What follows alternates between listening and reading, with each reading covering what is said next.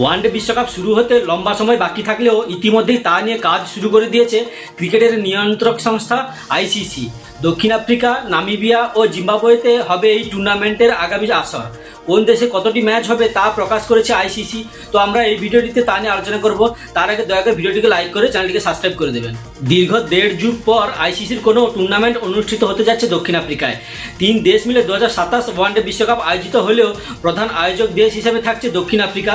আর তাই আসন্ন ওয়ানডে বিশ্বকাপের অধিকাংশ ম্যাচও অনুষ্ঠিত হবে তেমবাবু উপমহাদেশের দেশে। জানা গেছে 2027 বিশ্বকাপের মোট 54টি ম্যাচের মধ্যে 44টি ম্যাচই হবে দক্ষিণ আফ্রিকায়। 8টি ভেন্যুতে হবে সেই ম্যাচগুলো। ভেন্যুগুলো হলো Johannesburg, Pretoria, Cape Town, Durban, Gqeberha, Bloemfontein, East London ও পার্ল।